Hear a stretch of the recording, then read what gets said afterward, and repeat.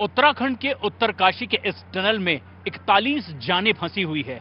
उन वर्कर्स की जान जो लगातार दूसरों के लिए एक नया रास्ता बनाने में जुटे हुए थे, लेकिन उनकी जिंदगी ही इस रास्ते में अटक गई है। 15वां दिन है आज जब रेस्क्यू ऑपरेशन लगातार जारी है। ऐसे में तमाम वो ऐसे एक्सपर्ट्स यहां पर मौजूद हैं जो उन्हें सुरक्षित बाहर निकाल सकें। मेरे सहयोगी युगल ठाकुर भी दिखाएंगे किस तरीके से यहां पर टीमें काम कर रही है।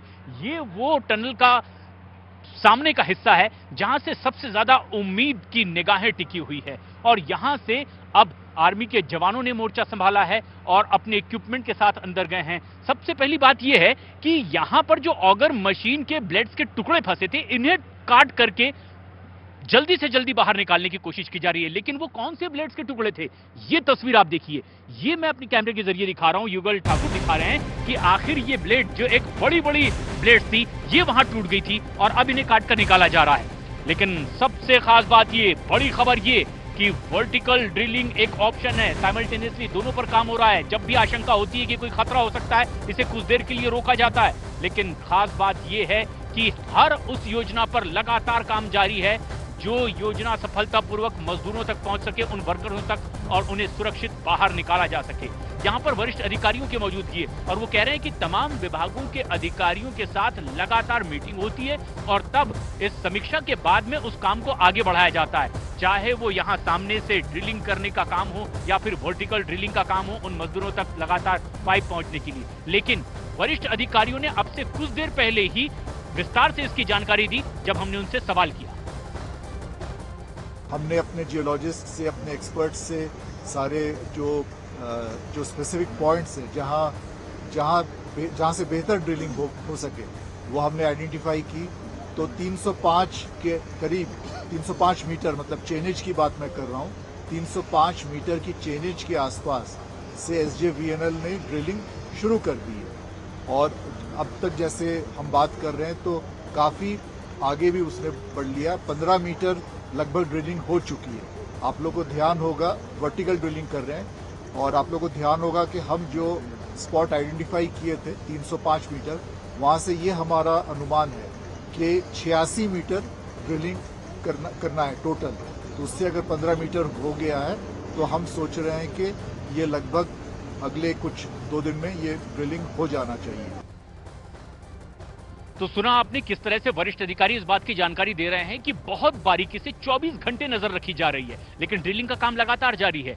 मेरे सहयोगी भी दिखा रहे हैं कि किस तरीके से यहां तमाम वो कवायद लगातार जारी है। NDRF, SDRF लगातार यहां पर तैनात है और ये तस्वीर आप देखिए किस तरह से सीढ़ियां लगाई जा रही है। ये वो एक्सरसाइज है जो लगातार जारी रहती है हर सुबह हर शाम। टीवी स्क्रीन पर हमारे सहयोगी दर्शक इस वक्त देख रहे हैं 3 तस्वीरें, किस तरीके से अब वो काम लगातार आगे बढ़ा रहा है।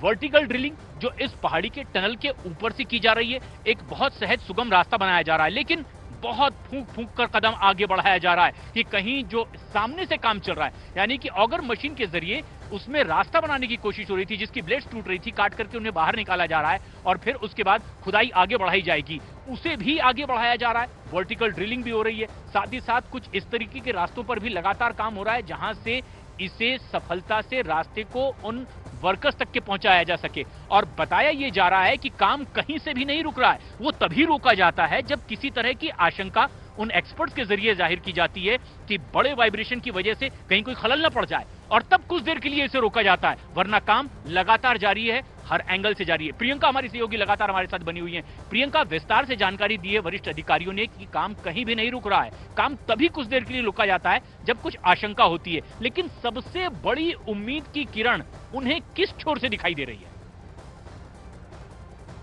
देखिए, लगातार जिस तरह से हम बता रहे हैं प्रशांत की डे 1 से सबकी सबसे पहली उम्मीद यही सिलक्यारा टनल का जो मुहाना, जिसकी हम लगातार बात कर रहे हैं, क्योंकि यहाँ से दूरी अब महज 10 मीटर की है। अब वो मैनुअल ड्रिलिंग से की जाए तो भी वो बाकियों की तुलना में ज़्यादा होगी। ऊपर की वर्टिकल ड्रिलिंग की जब हम बात कर रहे हैं तो 15 मीटर वर्टिकल ड्रिल किया जा चुका है, लेकिन 86 मीटर कुल किया जाना है, तो वहाँ पर भी अभी समय लगेगा। हालांकि उसके लिए भी तकरीबन 100 घंटे की बात जो है एक्सपर्ट्स कर रहे हैं। तो ऐसे में खुद जो तमाम रेस्क्यू टीम के एक्सपर्ट्स यहाँ यहाँ पर आए हुए थे, उनका ये कहना है कि उनकी भी पहली उम्मीद जो है वो main tunnel, main horizontal boring जो हो रही है, जो टनलिंग हो रही है, उसी से बनी हुई है। हालांकि काम हर छोर से हो रहा है ताकि कहीं भी अगर ऐसा लगे कि पहला ऑप्शन बंद हो गया है तो कहीं नए सिरे से काम दोबारा शुरू करने की जरूरत ना पड़े। यही कारण है कि आज एसजीवीएनएल ने भी वर्टिकल ड्रिलिंग का जो काम है वो शुरू कर दिया है। 15 मीटर तक वर्टिकल ड्रिलिंग होने लगी है, 86 मीटर इसको होना है।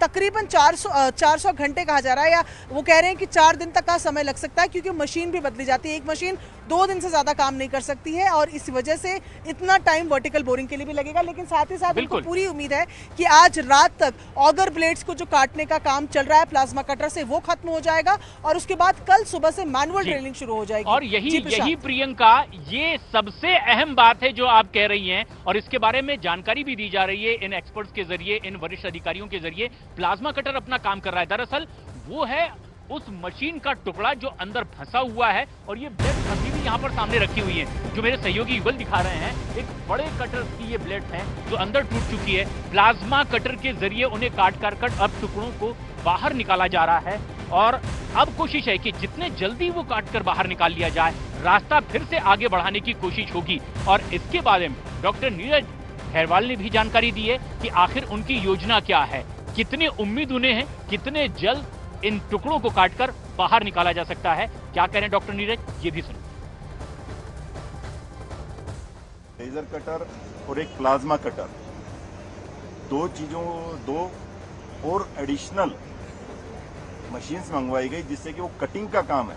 जैसे बताया कि जो ओगर का ड्रिलिंग वाला पिंस वाला पार्ट होता है वो अंदर फंस गया था, तो उसको काटने के लिए एक नॉर्मल गैस कटिंग होता है जो ट्रेडिशनल होता है और जो हमारे लोग भी इस्तेमाल करते हैं। प्लाज्मा कटर मशीन इमीडिएटली जैसे ये स्थिति आई, ये समस्या आई, उसी समय प्लाज्मा कटिंग मशीन के लिए डीआरडीओ हैदराबाद से हायर लेवल पे डिस्कशन होने के बाद, जहाँ पर भी अवेलेबल इंडिया के अंदर थी, वहाँ पर उनको इन्फॉर्मेशन सबसे सॉर्ट की गई किसके पास कहाँ पर है।